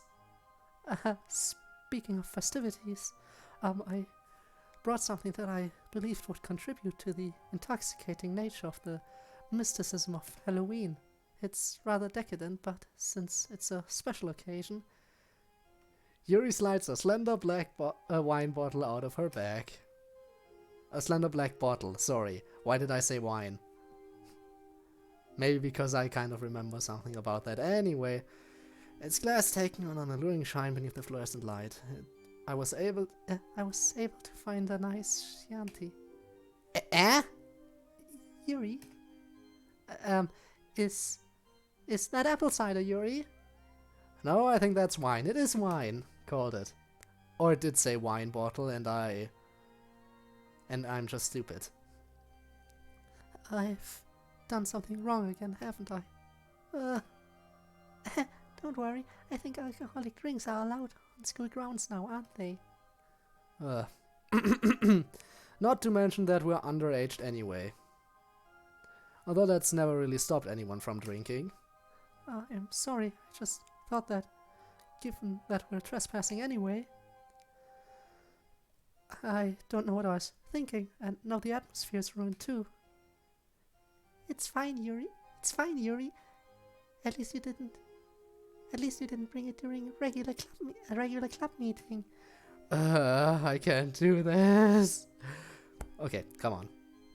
Also, I might need to take a break to refill my water at some point, or end the stream eventually.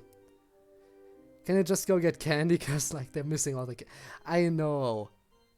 We're spending Halloween by breaking into school and just hanging out in the club room. I mean, I guess that's one way to spend Halloween. My voice will die, like it has many times before. Yeah, I've been doing that. My glass is already empty, that's why. Actually, no, there's still a little bit in it. Let's just see. The day can't last that long anyway. Just be careful not to let anyone catch you with it. I'll have to admit, though, you're the last person I would have expected to bring something like that here. You must be under the influence of the witching hour or something? There's still an hour or so until the witching hour. Wait, was that too much? There's still an hour or so until the witching hour. That was it. You know what I mean? Hey, it's okay. It'll just add to the story. The story? Yeah, you know, the story that we'll be telling people about tonight. Hey, you better leave that not spooky. I can't even say it anymore. Hey, you better leave that not spooky part out of it. Nope. Sayori. Not spooky. And the teasing continues. Alright, cut it out, you two. To be honest, though, I am a bit curious about how the wine tastes. Come on, Monica. Aren't you supposed to be the responsible one here? You're right. She casts a wistful gaze at the wine as she says that, though. Sayori and Natsuki seem to be glancing at the bottle curiously as well, while Yuri hesitantly stows it back in her bag. Okay, everyone. Let's move along to the main event, shall we? Who wants to share their poem first? Alright, poems. Well, I might as well ask for feedback on who we should go to first while I finally hydrate again.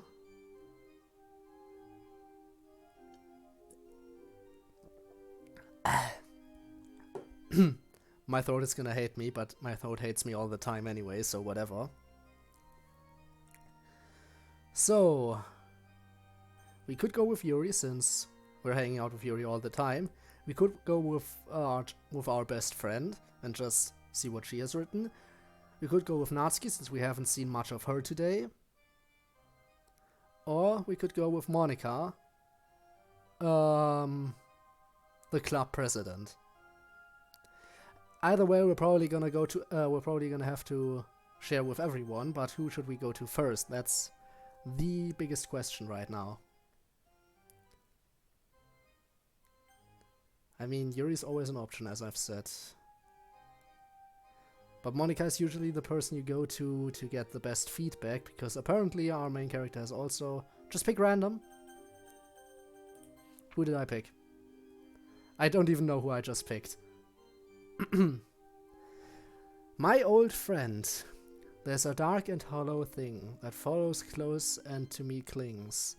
It sticks to me and turns in turn when I spin around and discern, in the dark, in the deep, the faintest shape that it keeps. Also from the handwriting, I guess it is Sayori, probably? Don't really know for sure. It goes away when sunlight shines, the sunshine sweet and warm and kind, but does it really? Is it gone? Or does it secretly keep on? Is it really hiding there, staring from beneath the chair, glaring from atop the stairs, nowhere but yet everywhere? In the corner, in the gap, I stare in and it looks back. Weighing, weighing, weighing down, draining, draining, draining out. Huh. Well, it's definitely not Yuri. I recognize Yuri's handwriting most of all. It's one of the other three. And judging by the title friend, I'm guessing it's the childhood friend, Sayori? It was Sayori! I knew it! I know too much about Sayori by now. I know too much about these characters overall. That was very interesting, Sayori. I always enjoy seeing a poet step out of their comfort zone a little bit, especially when it comes to writing horror. What do you mean? You typically don't write darker poems, correct? Unless I've misinterpreted. No, you're right, Yuri. This was a real change of pace and it was fun. Well, I'm glad my suggestion has gone down well then. I figured it would be fitting for the occasion. Don't give her too much praise. She'll start thinking she's the next Stephen King. Hey! I'd be a great horror writer. Actually, no, wait, I couldn't. I'm not big on, like, actually scary stuff. Makes sense. What's the poem about anyway? What game do I stream now? Right now, this is a modded version of Doki Doki Literature Club. Doki Doki Literature Club, or as it's called in the mod, Doki Doki Blue Skies. Again, Doki Doki Literature Club is a free game on Steam. You can check it out anytime. Although I have to admit that, at least for the original game, it's a psychological horror game, so gotta be prepared for some stuff. And there's a lot of content warnings. Let me just, because I know the content warning here, don't ask me why I have memorized the content warning. Actually, there's multiple of them, but I memorized one specific phrasing. I don't know, I haven't memorized it, it's just stuck in my head. Don't ask me. Anyway, by By playing Doki Doki Literature Club, you agree that you are at least 13 years of age and agree to your exposure of highly disturbing content. And if that's not enough description, I don't know. And what was it? Individuals suffering from anxiety or depression may not have a safe time playing this game. But this is a modded version, so we're safe. So far, from what I can tell you about this modded version, it's nowhere near as dark. It's actually pretty light-hearted, for the most part. Makes sense, what's this poem about anyway?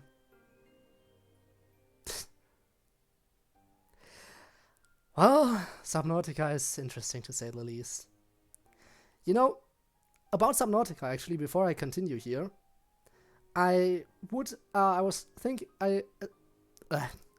talk slowly. I was thinking about playing Subnautica. But since I've already played through it, it might not be as enjoyable an experience, of course, since I'm not going into it blind. However, I could experience Subnautica. And by the way, if I do that, I can't guarantee if that my face cam is going to be working, so that's one problem we might have. But since I can't experience Subnautica blind, I have an alternative. If people want me to play Subnautica, I could play Subnautica in VR and completely shit myself at every little thing. It's an option. I'm thinking about doing it, maybe. But I still have other stuff to do. As well. Like, I have this game and Genshin Impact, and I already have a recommendation for another game to play. But yeah, Subnautica is VR compatible, so wouldn't that be an interesting experience? Alright, let's continue. Oh! Well, it's about whatever you think it's about. Are you trying to sound like Yuri? No, silly. I didn't write it with a specific thing in mind. Can be about whatever you fear the most. Hiding away, always there, never leaving. Even when you think it's all sunshine and rainbows. Hiding there, always hiding, even when you think it's all sunshine and rainbows. I think Sayori is already talking about her depression again, without coming on too strongly. Well, there we go. It never truly goes away. Yeah, I think she's talking about her depression. So it can be whatever you think it is. I think it's about your depression. A terrible secret, a scary monster, a childhood fear of the dark. Could be made up. Or it could be real. It doesn't just scare you. Maybe whatever it is drains you as well. Yeah, that... You know what? I stand by my point. Bit by bit. And what makes it scary is knowing it's always there. Sayori, I promise I'm eventually gonna spend my time with you too. I'm eventually gonna spend time with you. No need to be depressed. Holy crap. It's safe to say that no one expected that from her. The temporary silence in the room confirms that. Natsuki frowns, evidently nonplussed by what she just heard. Why wouldn't I be simping? Why wouldn't I be simping here? Even the cool, calm, collected Monika looks a little bit taken aback. Yuri, on the other hand, smiles contentedly, seemingly unfazed by the somber explanation coming from Sayori's mouth. Wow. Okay, it's not just me who didn't see that coming, right? Laughter fills the room. I mean it, Sayori. Your use of metaphors and use of darker thematic imagery was very refreshing to see. Just do me a favor and don't turn into another Yuri, okay? Natsuki. Kidding. It was great, Sayori. Oh, you guys. Well, I could pick random again. Let's do it again. This is Monika. I definitely picked Monika. I can just tell by the spacing she uses in her poems. Monika always uses spacing like this. I can tell it's hers. Reverie, I wake up, cold. Black night, silent and still. I fall to my knees, splinters in my hand. Dust in the air, cold. Where am I? I reach for the light I need. Is it there? The switch is pressed. I feel the warmth on my face, and my hands, and my arms, and my... I wake up. It's dark all over, cold, silent and numb. I reach my hand out. I have no eyes to see, but I can feel it. I press the switch. The warmth fills me. The dark comes again. I die again. I wake up. Noises in my ears. Voices. Cold. I reach out and feel. Nothing. Where is it? Wasn't it real? Wasn't it here? Everyone reaches, but nobody can touch it. The dark comes again. We all die again. I wake up. Here again. That is definitely creepy. Well, it's definitely creepy and it's typical for Monika's writing style. This is... wow. An endless loop of nightmares, pretty much. And we all die. Life sucks, then you die. Monika bows a little bit after she finishes. I mull over what she's read. I don't really get it. Heh? That sounded like something Yuri would have written. Oh, is that a bad thing? Of course not. What does reverie mean? I don't think I've heard it before. Now we can respawn, yeah. Well, I mean still, life sucks, then you die. But then you respawn. Repeat cycle. Repeat the cycle over and over.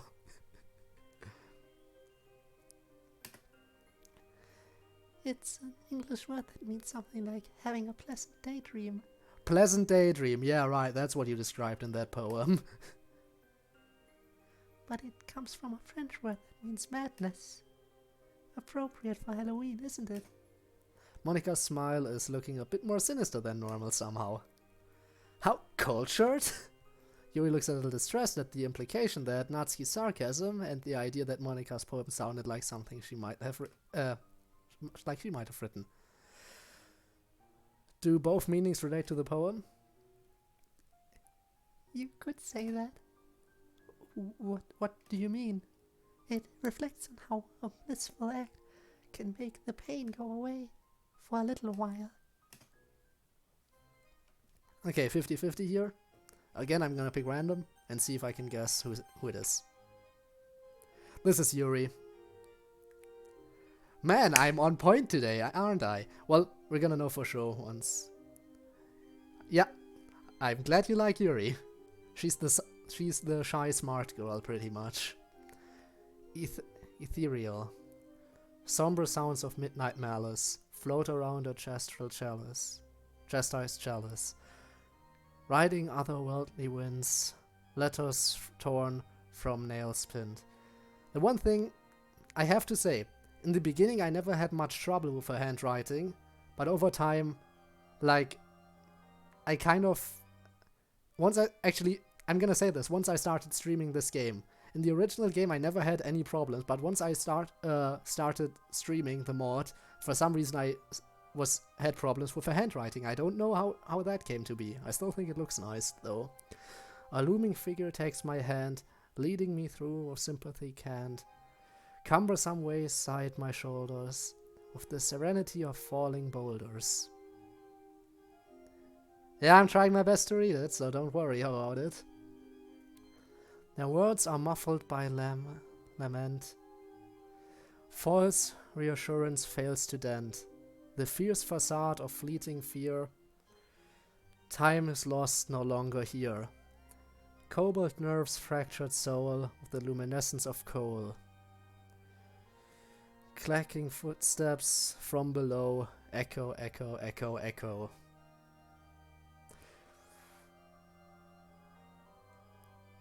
Okay. This last line reminds me of one of Sayori's poems, actually.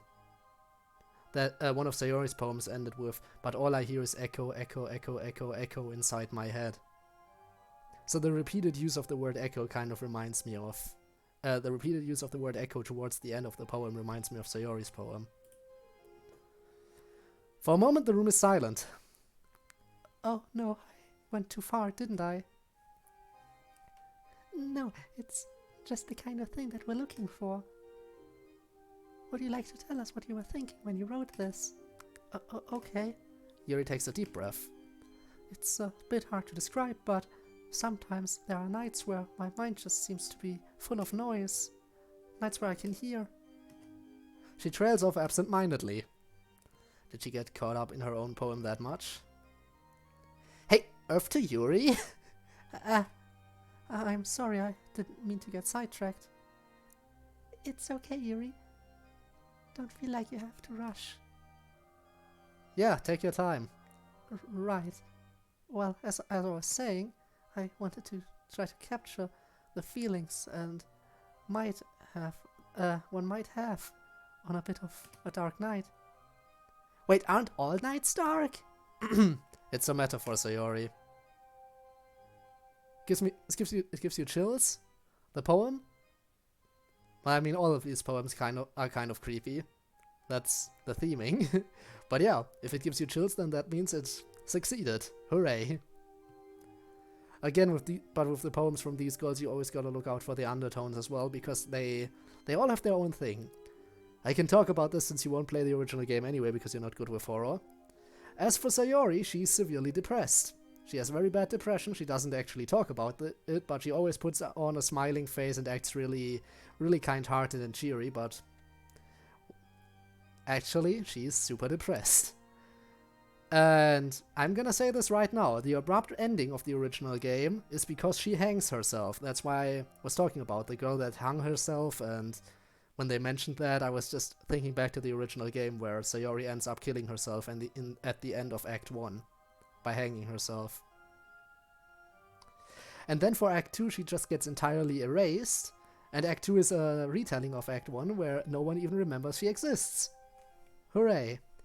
As for Yuri, she cuts herself. As for Natsuki, she's incredibly malnourished and has an abusive father. And Monika is... Well, Monika... I mean, she's not as bad in this modded version, of course, but she was self-aware, pretty much. So in most of her poems you could tell some kind of undertone that she was aware what's going on around her, the fact that everyone is pretty much just a two-dimensional character walking around. Stuff like that. But I'm not sure if there's any undertones with her this time around. Which is why I'm kind of always a bit curious to read into these poems a bit more. I think Yuri's trying to talk about when people are going through a difficult time.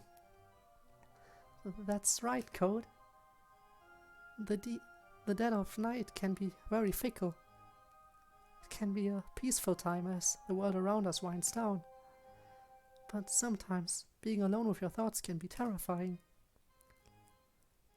This poem was an attempt to reclaim some of that darkness. Well, I think you did great job with that, Yuri. Yeah, I really liked it. You did? Thank you.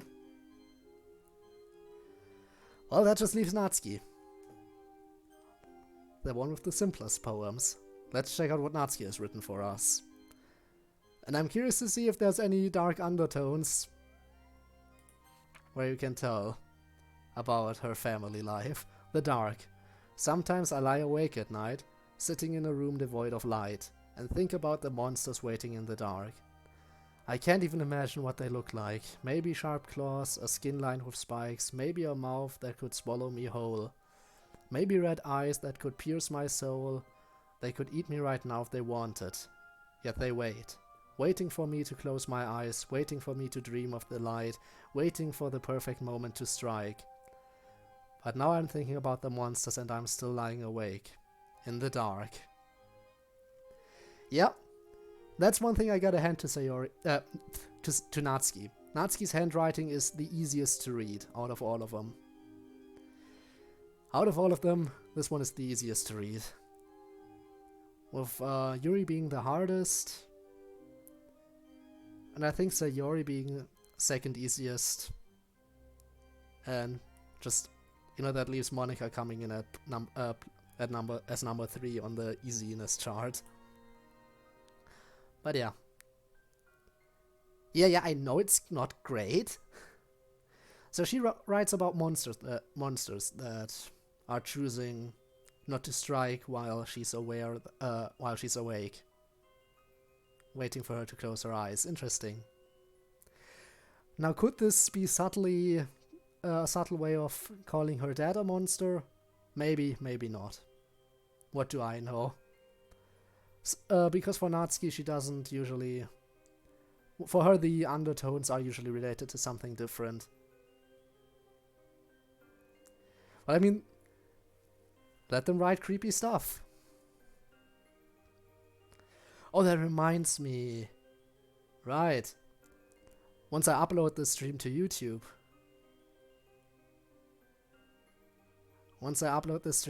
I'm gonna have to get my brain working again and think of some sort of poem to write in the description. And I think this time I should also make sure it's a little bit more creepy, considering the theming of this stream. Actually, I quite like it, Natsuki. It's pretty obvious that horror is something out of your comfort zone. But you did an exceptional job at combing your style of writing horror. Fear is a very complex emotion, so it's a challenge putting it into simple words. But I'd say you did quite well. Okay. Monica, I'd appreciate it if you'd speak as little as possible because your voice is still the hardest for me to do. I would have to agree with Monica. Fear isn't something that is meant to be completely understood. The complexity behind what a person fears and what they're afraid of, it is almost unfathomable. Your poem is about fear of the dark, or more specifically, a fear of the unknown, yes? Yeah?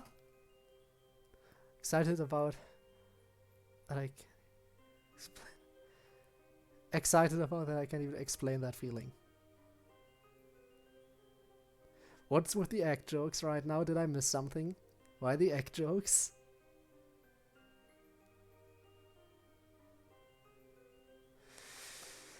Alright, let's see.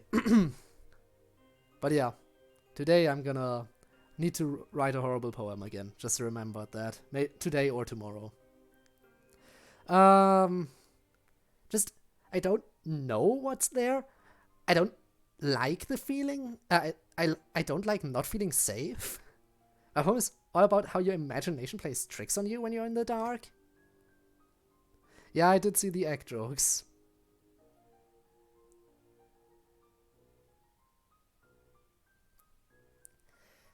There's no such thing as monsters, but like, you can never be completely sure. That's what scares me. That uncertainty. I can relate. But as I was saying, it's certainly a feat encapsulating something as complex as fear into 4 simple stanzas. Natsuki smiles proudly. What can I say? I'm good at what I do. Yeah, well done, Nat Spooky. So, Yori, if you say that one more time, I'll... Anyway, moving on. That's all of them. Alright, guys, yeah, all your poems have been pretty good so far. But just wait till you hear my poem. An evil grin stretches across my face as I whip out my own poem. If you're this confident, I'll be looking forward to your recitation. Did you put extra effort into this one, Code? Well, not quite. What's that supposed to mean? It's not a poem that I wrote myself. Code? But I promise you that it's very appropriate for the occasion. This is a poem that has an urban legend attached to it. Supposedly, if you read it out loud, you'll be cursed so that something tragic happens to you. Maybe even death. Wah! Code, that's so scary! I know, right? It's great. This poem is titled Tomino's Hell, written by a poet named Saijo Yaso. And it just so happens that this is the poem that I will be reading to you all. At this very moment. I am the spook master. Everyone fear me as I curse you all. Code! Don't do it! What if something really bad happens to you? Yeah, right. It's called an urban legend for a reason, you know? Emphasis on legend, as in something that's not real. Still, I'd like to see the data on the people who've read the poem so far. And statistically speaking, it's likely that something tragic will eventually happen to you anyway. I find that there's always some element of truth behind these stories, though. Of course, this truth might not reflect in the literal meaning of the stories and legends. However, there's likely a message behind the legend. Yeah, I'm not gullible enough to believe any of this stuff, though. Something bad will happen. You will respawn, don't worry. Yeah, of course I will respawn. After all, actually, hang on. Alright, let's settle down. Let me just...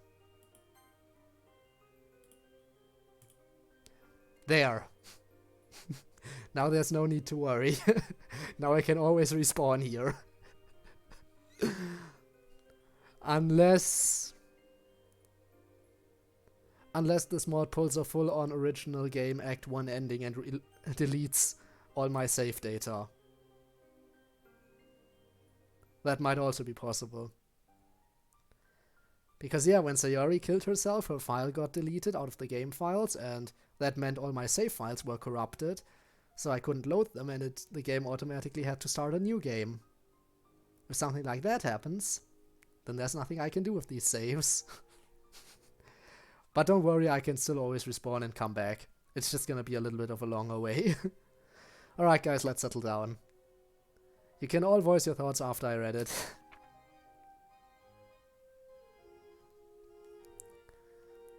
Tomino's Hell, is that supposed to be my handwriting and I wrote it down, or something else?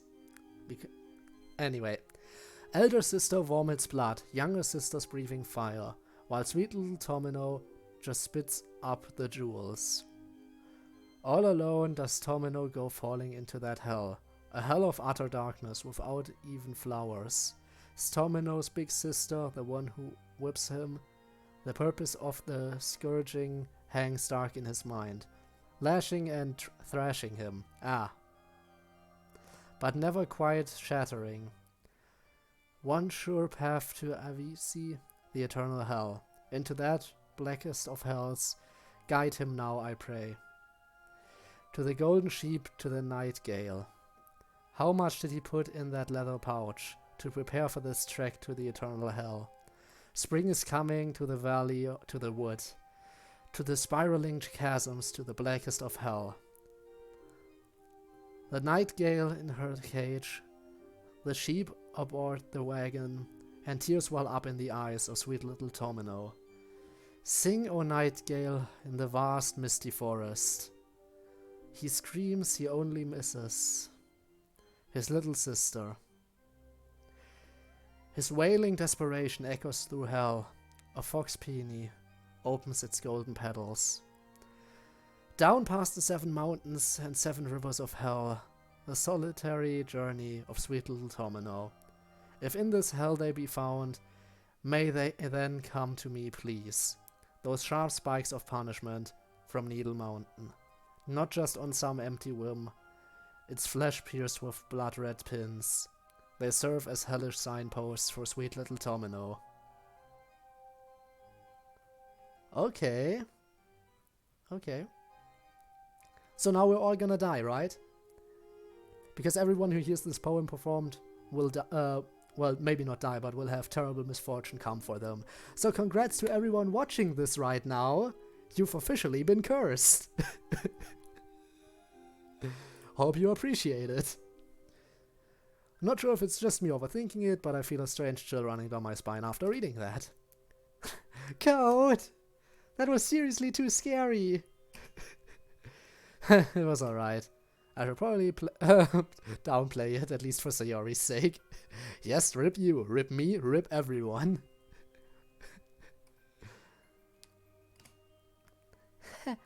I'd have to agree with Sayori.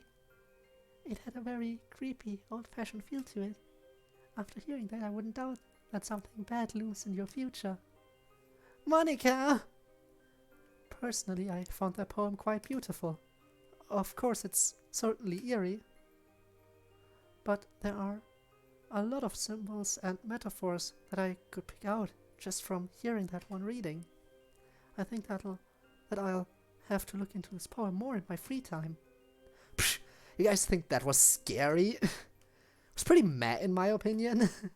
I was clearly trying too hard to be edgy and smart. If I may respectfully disagree, the tone and word choice of the poem matches its content. It's not written that way simply to be edgy. After all, if I understood it correctly, Tomino was banished to hell for murdering his own parents.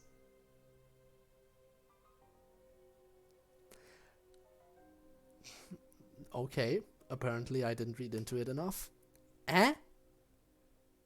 How do you get that out of the poem? Exactly, Yuri is just more of an expert, I guess, so it's natural that she would know more about this stuff.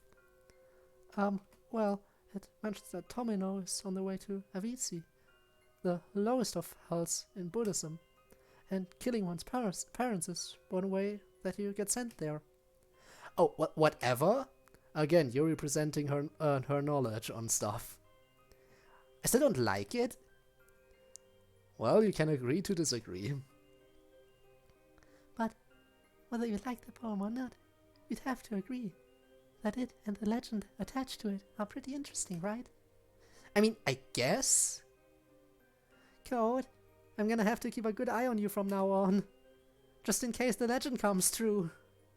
Sayori, there's probably a bigger chance that something bad will happen to you first, given how clumsy you are. I haven't played Life is Strange. There's so many games I need to add to my list, seriously. But yeah, Life is Strange is maybe one of the games that I should... I mean, I hear a lot of praise for the game every now and then, but I know nothing about it. Absolutely nothing. So... in that case, I might as well... You know what, I'm gonna... Hang on, I'm gonna write it down right now, add it to my list. Just so I don't forget. Let's see, what do I have here? I haven't added Subnautica yet, but what do we have here? Animal Crossing, Sky Children of the Light, Stardew Valley, Life is Strange. Add it on now, hang on.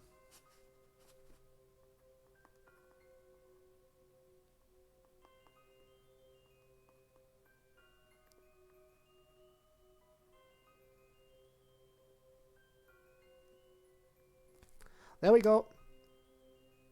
It's on the list. If I'm gonna look into it, if it's available on Steam, I'm gonna place it on my wish list so I can get notified when it's on discount. When it's on a discount, I'm immediately gonna get it.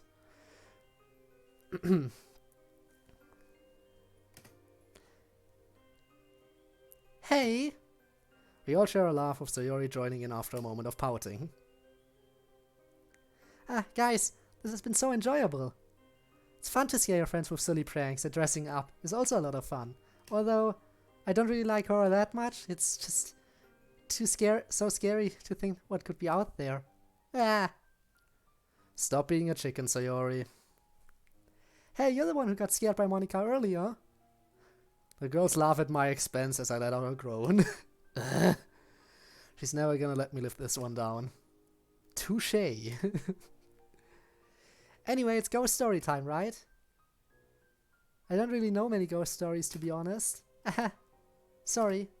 But I looked on the internet to find some. Most were super long. Like this one about a... what was it? Some kind of sleep experiment? Sayori, you're rambling? Oh, oops. So I'm new to telling scary stories? We could tell. I'm curious though, guys. What sights or sounds scare you? I'll be honest with you. Silence scares me, especially after I've read a gripping horror story. Is it just me who finds reversed music really creepy? My piano teacher showed me a few reversed pieces once. It just felt wrong to listen to, especially when there's vocals. I get that. It definitely sounds ominous. I wouldn't say that it's particularly terrifying, but it definitely can give a lot of creepy atmosphere to places. Or just not even backwards music, but also when it's music you know and it's just distorted or the notes are slightly off. That can also really bring out some dread. Not like I know too much about that stuff anyway. Don't even talk to me when it comes to music, I know nothing. You start hearing things that aren't even there. I don't know. Come on, Natsuki, there has to be something out there that creeps you out. You just laugh. We won't. She's right, Natsuki. We've all shared. What is it? Natsuki averts her eyes, talking to the floor. The noises that children's toys make? It's like when I'm home alone and I think of like a Jack-in-the-Box playing by itself. It creepy you guys out too. No, I'm with you. I've always found anything to do with children scary, especially in the dark. Never mind anything to do with children. What about actual children themselves? No, yeah, but I get that. Yes, a creeper behind you. I know that feeling. I know that feeling all too well. After my experience with hardcore and my near-death experiences I've had, that is definitely terrifying. But I have to agree with Natsuki here. Because when you think of children's toys, they're just terrifying. Like, if you think of... For example, I played Spooky's Jumpscare Mansion recently. Specifically, I played the Dollhouse. And we all know dolls are just plain terrifying. Dolls are so terrifying. And there's probably many other children's toys that could terrify you in the right situation. Yeah. Alright.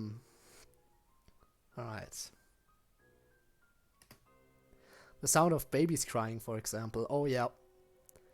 Or imagine, you're in a in an old abandoned house in the dark and you just hear a baby crying in the distance.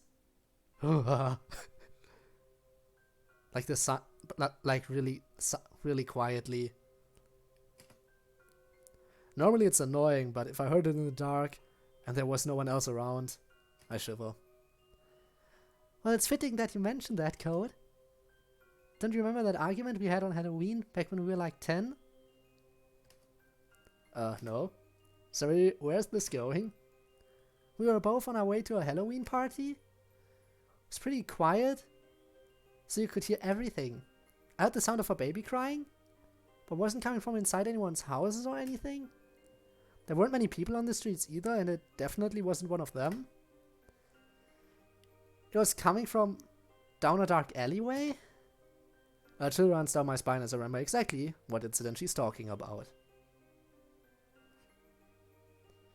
You know, I'm curious. Yeah, no, I'm just... I'm wondering how much longer I should keep going, because if I were to call it a day now, then I could maybe continue this on the actual Halloween night. Because we're still, I don't know how long this evening is gonna go, and they said something about telling scary stories as well, so it might still go on for a while. And wouldn't that be fitting to continue on Halloween, actually? After all, the stream's already been going for about 2 hours, so I think it might be a decent point.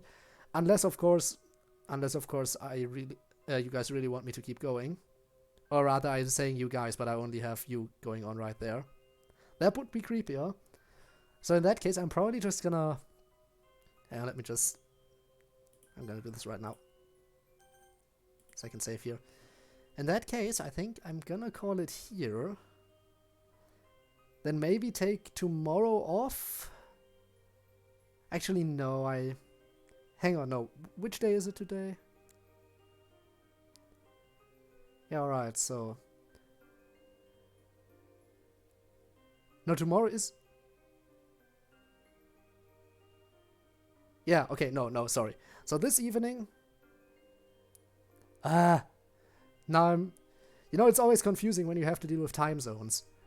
For me, it's still tomorrow, and then the day after that would be Halloween. But again, I don't know if there's time zone problems, but I think that would be what it would be for me. So, taking a day off, the next day. But then again, I don't want to play the same game back to back. So what if, and I know this sounds crazy, but what if I actually stream 4 days in a row? Because I don't really like playing the same game back to back, as I've said.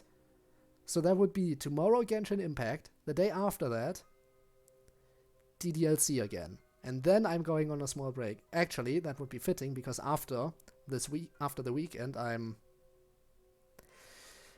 probably not going to be able to stream as much anymore as I've been up until now, because I'm kind of busy. But yeah, I'm gonna try to see if I can do it like that. So, streaming tomorrow and the day after that. That's the plan. 4 streams in 4 days in a row. Haven't really been that active in a long time. Well, but in that case, that's where I'm gonna end this stream. Shadowhouse, again, welcome for coming by. Really appreciate it. And I hope to see you around maybe the next stream, maybe DDLC, whenever you have time. Really appreciate your company. And yeah, I will see you and everyone watching this on YouTube next time.